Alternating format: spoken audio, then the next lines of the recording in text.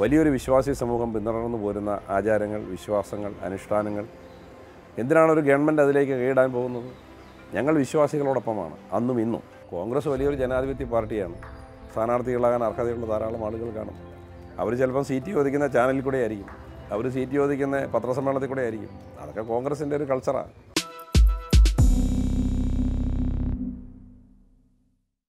UDF സംബന്ധിച്ച് 100% വിജയം സുനിശ്ചിതമാക്കിയ ഒരു തെരഞ്ഞെടുപ്പാണ്. ഞാനിതിനു മുമ്പ് പല തെരഞ്ഞെടുപ്പുകൾ മത്സരിച്ചിട്ടുണ്ട്. പക്ഷേ താഴെത്തട്ടിൽ ജനങ്ങൾ ഇതുപോലെ പിന്തുണ നൽകിയ ഒരു തെരഞ്ഞെടുപ്പിൽ എനിക്ക് മത്സരിക്കാൻ കഴിഞ്ഞിട്ടില്ല. അത്ര വലിയ ഇതുവരെ UDF സഹായിക്കാത്ത ഒട്ടേറെ സമൂഹങ്ങൾ ഇന്ന് UDF സഹായിക്കാൻ കടന്നു വന്നിരിക്കുന്നു എന്നുള്ളത് വിജയം 100% സുനിശ്ചിതമാണ് എന്നുള്ള കാര്യത്തിൽ ഞങ്ങൾക്ക് ലെവലേശം പോലും സംശയമില്ല.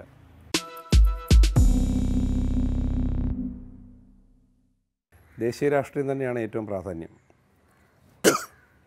നാളെ ഈ രാജ്യം ആര് ഭരിക്കണമെന്ന് തീരുമാനിക്കപ്പെടുന്ന വിധിനിർണായകമായ തെരഞ്ഞെടുപ്പാണ്. ഈ തെരഞ്ഞെടുപ്പിൽ ഒരു മതേതര ജനാധിപത്യ ഭരണകൂടം ഈ രാജ്യത്ത് അധികാരത്തിൽ വരണമെന്ന് കോൺഗ്രസ് ആഗ്രഹിക്കുന്നു. സമാന ചിന്താഗതിയുള്ള പ്രാദേശിക രാഷ്ട്രീയ പ്രസ്ഥാനങ്ങൾ ഉൾപ്പെടെയുള്ള കോൺഗ്രസിൻ്റെ കൂടെയുള്ള കക്ഷികളും അങ്ങനെ തന്നെയാണ് ചിന്തിക്കുന്നത്. 5 വർഷക്കാലത്തെ ഭരണം നമ്മുടെ രാജ്യത്തിൻ്റെ എല്ലാ മേഖലകളും തകർത്തു. കാർഷിക മേഖല തകർത്തു, ചെറുപ്പക്കാരുടെ തൊഴിലവസരങ്ങൾ നഷ്ടപ്പെടുത്തി, ചെറുകിട വ്യവസായങ്ങൾ തകർന്നു, വൻകിട വ്യവസായങ്ങൾ തകർച്ചയുടെ വക്കിലെത്തി, ബാങ്കുകൾ ഒരു സ്ഫോടനാത്മകമായ സ്ഥിതിയിലാണ്. റിസർവ് ബാങ്കിൻ്റെ കരുതൽ ശേഖരം പോലും എടുക്കുന്ന നിലയിലേക്ക് ഗവൺമെൻറ് പാപ്പരായി. അപ്പോൾ യഥാർത്ഥത്തിൽ സംഭവിച്ചത് മറ്റൊരു ഗവൺമെൻറ്റിനും ലഭിക്കാത്തത്ര വലിയ ആനുകൂല്യം ഈ ഗവൺമെൻറ് ലഭിച്ചു. ഒന്ന്, അന്താരാഷ്ട്ര മാർക്കറ്റിൽ ക്രൂഡിൻ്റെ വില തകർന്നു. ഏറ്റവും കൂടുതൽ വിദേശ നാണ്യം നമ്മൾ ചെലവഴിച്ചുകൊണ്ടിരുന്നത് ക്രൂഡ് ഇറക്കുമതിക്കാണ്. അത് കുറഞ്ഞു എന്ന് മാത്രമല്ല, വിദേശത്ത് ക്രൂഡിൻ്റെ വില 4-1, 3-1 കുറഞ്ഞ സമയത്ത് പോലും ₹1 ആനുകൂല്യം ജനങ്ങൾക്ക് കൊടുത്തില്ല. അവരുടെ മേൽ 43% നികുതിയാണ് ഇപ്പോൾ പെട്രോളിയം ഡീസലിൻ്റെ മേൽ ഇന്ന് സംസ്ഥാന കേന്ദ്ര ഗവൺമെൻറ്റുകൾ അടിച്ചേൽപ്പിച്ചിരിക്കുന്നത്. അപ്പോൾ അതിലൂടെ ഏതാണ്ട് 12 ലക്ഷം കോടി രൂപ ഈ ഗവൺമെൻറ് കയ്യിൽ വന്നു. GST നടപ്പാക്കി. അതിൻ്റെ പേരിൽ ഇന്ത്യയിലെ എൻ്റയർ ടാക്സുകൾ കേന്ദ്ര ഗവൺമെൻറ്റിലേക്ക് കോൺസെൻട്രേറ്റ് ചെയ്തു. കേന്ദ്ര ഗവൺമെൻറ്റിലാണ് കൊടുക്കുന്ന വിഹിതമാണ് സംസ്ഥാന ഗവൺമെൻറ്റിലേക്ക് വരുന്നത്. അപ്പോൾ എല്ലാ തരത്തിലുമുള്ള ആനുകൂല്യങ്ങൾ ലഭിച്ചിട്ടും കാഴ്ചപ്പാടില്ലാതെ, ദീർഘവീക്ഷണമില്ലാതെ, സാമ്പത്തിക മാനേജ്മെൻറ്റ് എന്നുള്ളതിൻ്റെ ABCD പോലും അറിയാതെ ഈ രാജ്യത്തിൻ്റെ സമ്പദ്ഘടനയെ തകർത്ത് ഇന്ന് ലോകത്തെ ഏറ്റവും കൂടുതൽ അഭ്യസ്തവിദ്യരായ ചെറുപ്പക്കാർ പുറത്ത് വരുന്ന ഈ രാജ്യത്ത് അവർ നിസ്സഹായരായി പെരുവഴിയിൽ നിൽക്കുകയാണ്. ഒരാൾക്ക് പോലും തൊഴിൽ കൊടുക്കാൻ കഴിയുന്നില്ല. ഡിമോണിറ്റൈസേഷനിലൂടെ ഉണ്ടായിരുന്ന തൊഴിൽ മുഴുവൻ നഷ്ടപ്പെട്ടു. അതിനേക്കാളെല്ലാം അപ്പുറത്ത് നമ്മുടെ സാമൂഹ്യ അന്തരീക്ഷം തകർത്തു. ഈ രാജ്യത്തിൻ്റെ പ്രത്യേകത എന്താ? ഈ രാജ്യം 100 കണക്കിന് ജാതി, മതം, ഭാഷ, സംസ്കാരം ഇതെല്ലാം ഉൾക്കൊള്ളുന്ന ഒരു രാജ്യമാണ്. എല്ലാ സമൂഹങ്ങളും ഒരുമിച്ച് നിന്ന് ഇന്ത്യ എന്നുള്ള ദേശീയ വികാരത്തിൽ ഈ രാജ്യത്തെ മുന്നോട്ട് കൊണ്ടുപോയിക്കൊണ്ടിരുന്ന ഒരു കാലഘട്ടമാണ് ഈ രാജ്യത്തിൻ്റെ വളർച്ചയുടെ കാലഘട്ടം. ഇന്ന് ജനങ്ങളെ ജാതികളാക്കി തിരിച്ച്, കമ്പാർട്ട്മെൻറ്റുകളാക്കി തിരിച്ച് അവരുടെ മേൽ അക്രമം, അരാജകത്വം, ആൾക്കൂട്ട ആക്രമം, അവർക്ക് ഈ ഇന്ത്യയുടെ ഈ സംവിധാനത്തിൽ നിന്ന് അവരെ മാറ്റി നിർത്തണമെന്നുള്ള ചിലരുടെ ആവശ്യം, ഇതെല്ലാം കൂടി ചേർന്നപ്പോഴത്തേന് നമ്മുടെ സാമൂഹ്യ അന്തരീക്ഷം കലുഷിതമായി. അത്തരം കലുഷിതമായൊരു സാമൂഹ്യ അന്തരീക്ഷത്തിൽ രാജ്യത്തെ ഒരുമയോടെ നിർത്തുന്ന ഒരു ഭരണകൂടം അധികാരത്തിൽ വരേണ്ടതിൻ്റെ അനിവാര്യത ഇന്ന് മുന്നിൽ നിൽക്കുകയാണ്.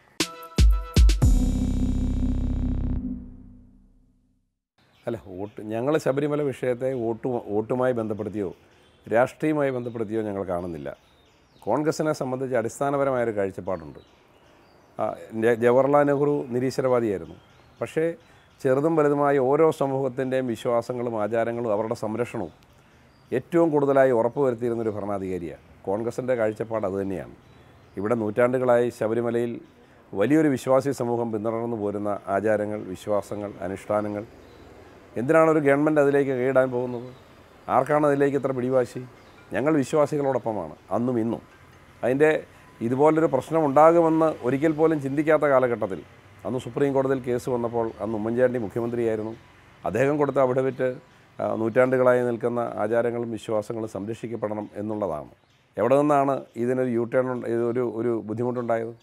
പിന്നീട് വന്ന ഇടതുമുന്നണി ഗവൺമെൻറ് ആ അഫിഡവിറ്റ് പിൻവലിച്ച് യുവതീ പ്രവേശമാകാമെന്ന് അഫിഡവിറ്റ് കൊടുത്തു. ആ അഫിഡവിറ്റിനെ പിന്താങ്ങിയവരാണ് BJP. BJPയുടെ കേന്ദ്ര ഗവൺമെൻറ്റിനെ പ്രതിനിധീകരിച്ച് അറ്റോർണി ജനറൽ കോടതിയിൽ പറഞ്ഞ അഭിപ്രായം എന്താ? യുവതീ പ്രവേശമാകാം. അവരെ സംബന്ധിച്ച് ഏക സിവിൽ കോഡ് നടപ്പാക്കുക എന്നുള്ള അജണ്ടയിൽ മുൻനിർത്തിയാണ് അവരിതിനെ കണ്ടത്. അതുകൊണ്ടാണ് ദേശീയ നേതാക്കന്മാരെല്ലാവരും ഈ വിധിയെ സ്വാഗതം ചെയ്തത്. അമിത്ഷാ, മോഹൻ ഭഗത്, നിർമ്മലാ സീതാരാമൻ, സുബ്രഹ്മണ്യ സ്വാമി, അതുപോലെ തന്നെ മനേക ഗാന്ധി, അവരൊക്കെ എത്രയോ കടുത്ത ഭാഷയിലാണ് പറഞ്ഞത്. സുബ്രഹ്മണ്യ സ്വാമി പറഞ്ഞ പട്ടാളത്തെ ഉപയോഗിച്ച് പോലും ഈ വിധി നടപ്പാക്കണമെന്നാണ്. അപ്പോൾ അന്നും ഇന്നും കൺസിസ്റ്റൻ്റായി വിശ്വാസികളോടൊപ്പം നിന്ന് ആ വിശ്വാസ സംരക്ഷണത്തിന് വേണ്ടി ഞങ്ങൾ നിലകൊള്ളുന്നു എന്ന് പറഞ്ഞത് രാഷ്ട്രീയത്തിന് വേണ്ടിയോ വോട്ട് ബാങ്കിന് വേണ്ടിയോ അല്ല. കാരണം ഈ രാജ്യത്തെ വ്യത്യസ്തങ്ങളായ മതങ്ങളുടെ, സമൂഹങ്ങളുടെ, അവരുടെ ചിന്തകളെയും അവരുടെ വിശ്വാസങ്ങളെയും ആദരിക്കുന്ന ഒരു പ്രസ്ഥാനം എന്ന നിലയിലാണ് ഞങ്ങൾ ആ നിലപാടെടുത്തത്. ഇന്ന് ഒരേ നിലപാട് മാറ്റമില്ലാതെ എടുത്ത ഒരേ രാഷ്ട്രീയ പ്രസ്ഥാനം അത് ഇന്ത്യൻ നാഷണൽ കോൺഗ്രസും ഐക്യ ജനാധിപത്യ മുന്നണിയും മാത്രമാണ്.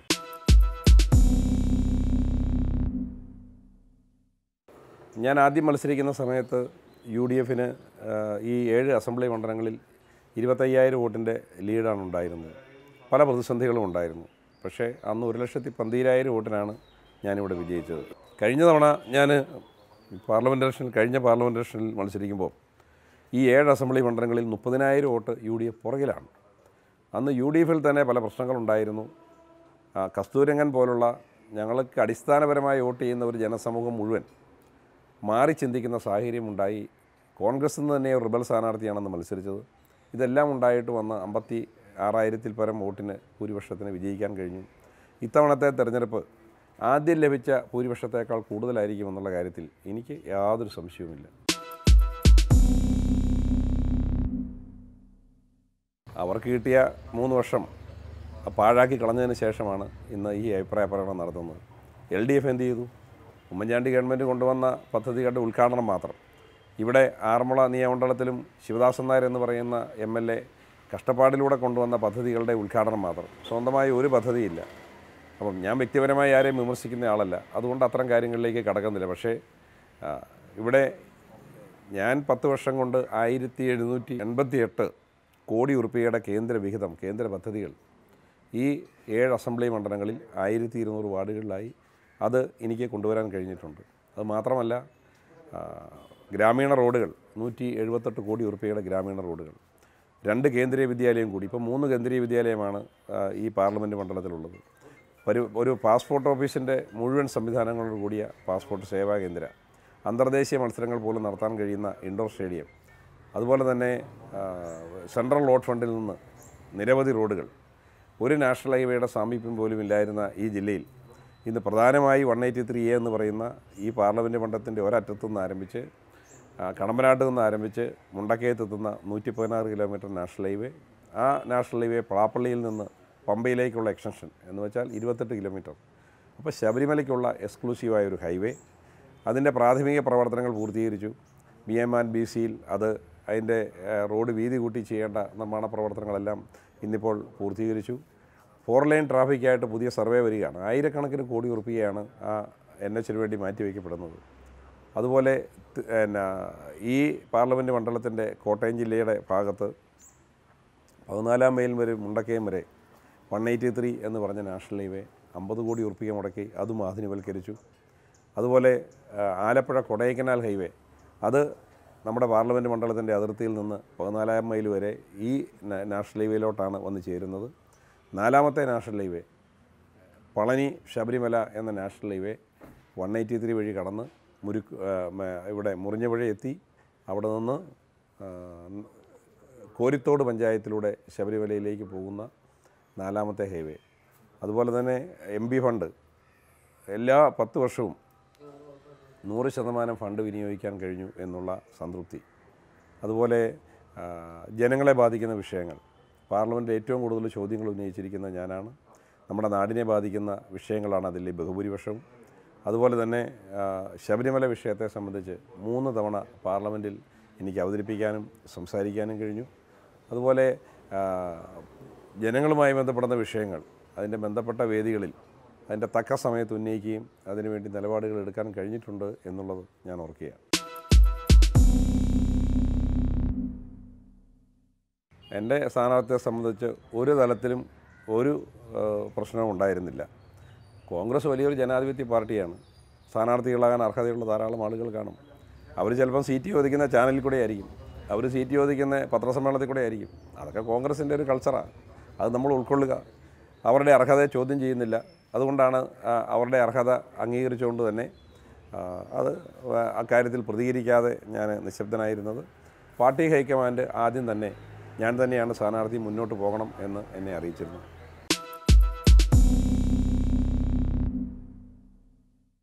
ഞങ്ങളങ്ങനെയുള്ളൊരു വിഭാഗീയതയിലോ ജാതി രാഷ്ട്രീയത്തിലോ ചിന്തിക്കുന്നില്ല. ഞങ്ങൾ എല്ലാവരുമായും വളരെ നല്ല ബന്ധത്തിലാണ്. ഇവിടുത്തെ ഓർത്തഡോക്സ് സഭ വളരെ ആദരിക്കപ്പെടുന്ന, വളരെ പൊതുസമൂഹം അംഗീകരിക്കപ്പെടുന്ന നല്ല പ്രവർത്തനങ്ങൾ നടത്തുന്ന, ഏറ്റവും അധികം പൊതുസമൂഹവുമായി ബന്ധപ്പെട്ട് പ്രവർത്തിക്കുന്ന ഒരു സഭയാണ്. ആ സഭയിലെ ബഹുഭൂരിപക്ഷം ആളുകൾ അവർ ഇത്തവണ കേന്ദ്രത്തിൽ രാഹുൽ ഗാന്ധിയുടെ നേതൃത്വത്തിൽ ഒരു ഗവൺമെൻറ് അധികാരത്തിൽ വരണം, അതാണ് പ്രിയോറിറ്റി, അതിനുവേണ്ടിയാണ് വോട്ട് ചെയ്യേണ്ടത് എന്ന് ചിന്തിക്കുന്നവരാണ്. അത് ഓർത്തഡോക്സ് സഭ മാത്രമല്ല, അത് പാർത്തഡോക്സ് സഭയാണെങ്കിലും മറ്റ് സമൂഹങ്ങളാണെങ്കിലും എല്ലാ മതങ്ങളും സമൂഹത്തിലും പെട്ട പൊതുസമൂഹം ചിന്തിക്കുന്നത് ഇന്ന് അത്തരത്തിലുള്ളൊരു ഭരണമാറ്റത്തിന് വേണ്ടിയാണ്. ആ ഭരണമാറ്റത്തിൽ പത്തനംതിട്ട വേർതിട്ട് നിൽക്കുന്ന പ്രശ്നമില്ല. അതുകൊണ്ട് വിഭാഗീയതയുടെ ചാനലിലല്ല, ഞങ്ങളെല്ലാവരെയും ഉൾക്കൊള്ളുന്ന ഒരു മാർഗത്തിലാണ് ഈ തെരഞ്ഞെടുപ്പിനെ കാണുന്നത്. അദ്ദേഹത്തിന് സ്വന്തമായ ഒരു പാർട്ടിയുണ്ട്. ആ പാർട്ടി യുക്തമായ തീരുമാനങ്ങൾ സമയാസമയങ്ങളിൽ എടുക്കും. അത് വ്യക്തിപരമായിട്ടൊന്നുമില്ല. ഏത് തീരുമാനം എടുക്കുന്നതിലും അത് ആ പാർട്ടിയുടെ കാര്യം. ഒരു വേറൊരു രാഷ്ട്രീയ പ്രസ്ഥാനം എന്ന നിലയിൽ മാത്രമേ കാണുന്നുള്ളൂ, വ്യക്തിപരമായിട്ടൊന്നുമില്ല.